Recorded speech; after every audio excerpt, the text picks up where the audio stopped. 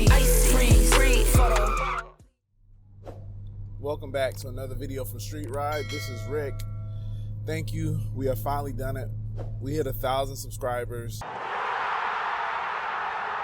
Over 1,000 subscribers. We're finally a partner with YouTube. I'm greatly appreciative of all the support that I've received over the couple of years we've been doing this. It's just been great. Even when I've been kind of MIA, I've had people come and check on me, and I just greatly appreciate that. The support is unlike anything, I could experience from people who are not my family, who are strangers. I'm always willing to help and know that I will always be here to help when it comes to your build, your Audi. The channel is growing, we're monetized now, and we'll be putting back into the channel. As you guys are aware, I have things like different cameras, drones. I now have a mic so I can sound a little bit better when I'm driving or when I'm just doing anything else, recording videos. More great content on the way. Again, I greatly appreciate your support. If you still feel like you want to support some more, remember I do have a Patreon that you can donate to. Don't have to. Just know that there's an option there if you want to still support a little bit more.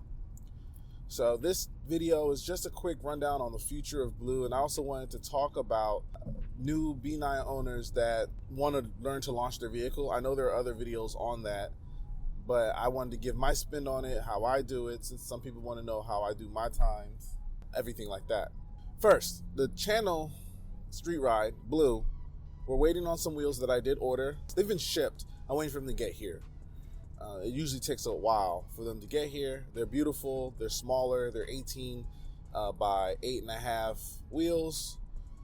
They're my drag setup, so they'll have some sticky tires on it. I think I'm going with DR2s, and they'll be for the track. So we can get some serious drag times, because as you know, 034 dropped their contingency plan, which is basically a 9.99 you have to run. If you're able to achieve that, it's a $1,000 payout. So we're trying to do that so we can put that back in the channel. So it'll be a win-win for you and for me. Next is the inlet pipe, super duper. We're waiting on that. It should release any day now. Hopefully it releases before I can even drop this video. As you know, I have the CTS inlet. It bolts up to the turbo, the TTE 710. Unfortunately, there's a choke point because the CTS inlet is smaller. I think it's 2.25 or something like that, and I'm not entirely sure what the 034 size will be. I just know that it'll be bigger than that, and I believe the inlet on the connecting part of the turbo inlet part is 2.5. So you see there's a little bit of a choke point, but it does bolt up. If you're curious about that, can you use it? You can. It will bolt up if you have one. Just might be a little bit of a choking point. Next, I want to talk about the launch for B9. So the launch system on this is a little, I'm not gonna say it's different because I don't have anything to compare it to, but I will say it's like this. First thing you need to do is make sure all your oil temps and your engine temp, everything is to the correct temperature, operating temperature range. Next, what you'll want to do is you need to get the car ready. So you have to put the car in dynamic sport. If it's not in dynamic sport, let's say the car was turned off in dynamic and turned back on, it'll be in dynamic D.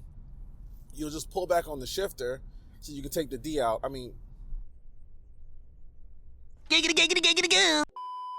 Wow. Okay. So you can switch from D to sport. Once it's in sport mode and dynamic, you'll then want to go ahead and hold down the traction control button. And for me, I turn it off past sport mode. I put it all the way off. That's just what I do. I think in some documentation it says you only need to put it in sport mode. I turn mine all the way off. Once that's off, you'll go ahead and turn off your engine, start, stop, whatever that thing is. You just press that, that'll turn red, and that will turn off. If you have a tune and you turn it off, usually it stays off. If you don't have a tune, you'll have to turn it off every time. So once all that is set and you're ready to do your launch, you want to make sure your steering wheel is straight. That's actually very important. Make sure your steering wheel is straight. Go ahead, hold your brake all the way to the floor. Then you want to hold your gas pedal all the way to the floor. Don't feather the accelerator. Don't feather the gas pedal, whatever you want to call it. Don't feather it. Hold it to the floor. Then at that point, you should see your boost start to climb. Depending on your tune, will depend on how much boost you can build before launching.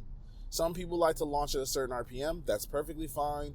I hear that 3,500 RPM, this is for people who are tuned, is a really good sweet spot. Other than that, I believe if you're not tuned, you can't really get past $3,000.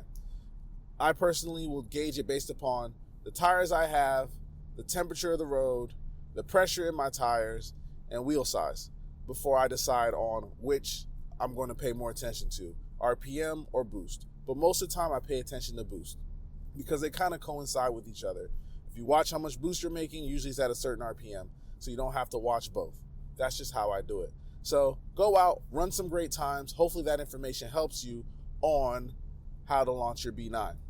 Lastly, I want to talk about something. And I know people are going to run to the comments and crucify me. Yeah, I like that. Crucify me over this. And I respect it because this is controversial at best, okay? Let's talk about one thing first. 034 is releasing their S34 intake. And with the S34 intake, they claim that it will support up to 1,000 horsepower builds. So I thought to myself, I'm not an R&D person. I don't do engineering at all. Why would I invest money on building a 1,000 horsepower capable intake? In other words, support up to 1,000 horsepower. Why would I invest money in that if that's not a thing? So obviously, we know 1,000 horsepower B9s are on the horizon. So I thought to myself some more, what other Audi engine is affordable and makes over 1,000 horsepower? Daza, right? Your TTRSs, your RS3s. Could the B9 be the new Daza? Oh, brother, this guy stinks! Okay, hear me out. It's in an affordable vehicle. The engine is getting crazy support, and we have some engineers already working on forged internals, and we got 1,000 horsepower supporting intake. It's quite possible the B9 is going to be up there with the Daza. I don't want to make that claim that it's going to surpass Daza. Daza's just been around so long with so much support. I'm not saying that the S4, S5, and QS5 are going to be up there running 8s alongside the TTRS. I'm not saying that per se. I'm just saying that it's quite possible that this 3.0T turbo could be that new platform, which is great because we need that type of support for Audi in general. Daza family and the 3.0T family, that was a rock behind this truck. Oh my God, he's dropping stuff all over the place. Oh my gosh, I hate that. Don't drive behind work trucks. Jesus. I'm not behind them anymore. Maybe that was the Daza gods coming at me. And I don't mean to blaspheme them, okay? I'm just saying, I feel dirty after all that came off. Yeah, so that's the video. That's my thoughts on that. I think the B9 could be the new... Sorry, I just drove by him. I had to see his face. I wanted to know if he cared. Anyway, that's the video. I hope you enjoyed. Please like and subscribe. And also leave a comment. I want to know y'all opinion on the 3.0T being the new Daza motor, the new 1,000 horsepower B9 motor. I know that it's going to need like a new trans and more support, stronger axles and things like that. But, you know, what do you think? Is it possible? Am I just blowing smoke up your, you know what?